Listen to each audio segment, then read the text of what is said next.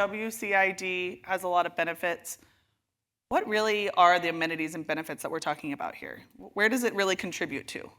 It really contributes in three ways, in my opinion. It directly contributes to the lifestyle and the amenities that we're able to deliver to the residents within the community. It delivers benefits to the greater community in the surrounding area. And then it also, to the investment, to that homeowner, most people, the single largest investment they make is their home. And it's proven time over time that highly amenitized master plan communities perform better in good times and in bad. So just to dig into that a little bit, to a non-district community, most of the times with the cost of the land, the cost of the infrastructure, and the cost of just getting things done, the level of amenities is just so they can check the box and say, yeah, there's this there and there's that there. What the district allows us to do is it provides financial flexibility where we can build an 11-acre club with a resort pool and a lazy river and a 24-hour fitness center and an event lawn and a dog park, and highly amenitize the community for the benefits of those residents. So they can live the lifestyle that they want to live, that in a non-district community, the developer just doesn't have that flexibility to deliver that top-notch amenity package.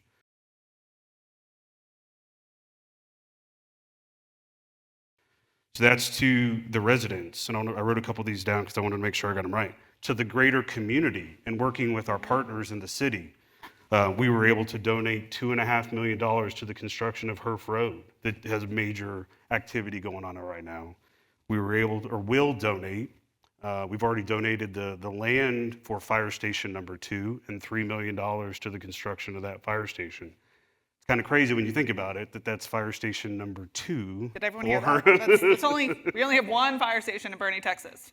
And we're very happy and proud to be able to partner with the city to donate the land and a bunch of money to it. It allows us the ability to donate $2 million towards the wastewater treatment plant that was built several years ago that allows the city the ability to serve reclaimed water, which is so powerful, and I hope we can really get into that. And then it allows us to carry that burden to the $10+ million of reclaimed water infrastructure and tanks and pump stations and all the things that are necessary for the city to be able to put this reclaimed water out and really stretch the potable resources. So I think the districts allow to highly amenitize to the benefit of the residents. It allows us to contribute and work with our partners for the greater benefit of the larger community.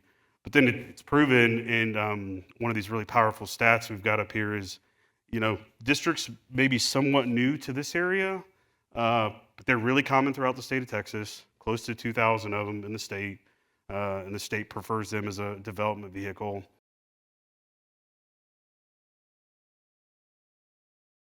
Well, there is enough water. I laughingly say now water is the new oil. So, when we look at partnering with anyone, our first question is, do you have water to bring to the city? What's really interesting, and if you've watched some of our council meetings, we've put out a lot of information that probably the last 12 months about water. So we get water from several sources at the city. So we have the city lake. The majority of our water comes from GBRA, and we have 3 or 4 wells, so underground, that we supplement our water with. But the majority is we take from GBRA. We have enough water now, including the 1,200 acre feet that Esperanza brought, to last until 2070. We've got it all. Can you say that again louder? Everyone, make sure you're awake. Yes. I know we're about to feed you. Don't worry. And this, what's really interesting about this is we also look at populations, and so that's if we have had extreme growth by then, which would be almost like 67,000 people, which we say we're 24,000 in Boerne right now. So if we're up to 67,000 people in 2070, we have plenty of water for the development that we have on the books right now. So we know exactly how many lots, how many houses are going to be in Boerne when everything is built out. Not just Esperanza, but ranches at Creekside, anyone else who is served by Boerne water. The reason that we have enough water is that we have reclaimed water that supplements. So it extends the life of our potable water which is the water that we drink and that we use for cooking. The more reclaimed water that we can use and that we can have available for folks to use could even extend our water out further. You know, as long as we're diligent about making sure that we have, that you don't add a bunch of development that needs water, and we're being very diligent on that. So it's very good news. We have plenty of water, but also, you know, I think every drop of water is very precious, whether that's what we're drinking or what we're watering our yards with.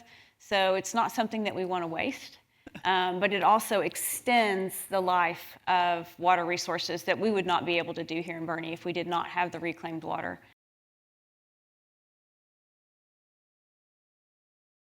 Plans are engineered and approved with the city. Just based on how sales go here in the next few months, we anticipate starting that On you next guys. year, which will, that second entrance, on either side of that second entrance, will open up the opportunity for 30 acres of commercial. So we're excited about that, and hopefully looking for some really high-end partners that can come in and serve really, you know, we see it as serving anything east of Herfin 46, right? As kind of everybody would go to that town center that we're looking at delivering. So we're excited about that. So if anybody knows anybody at Trader Joe's or Whole Foods, you know, We would love you. send them our way.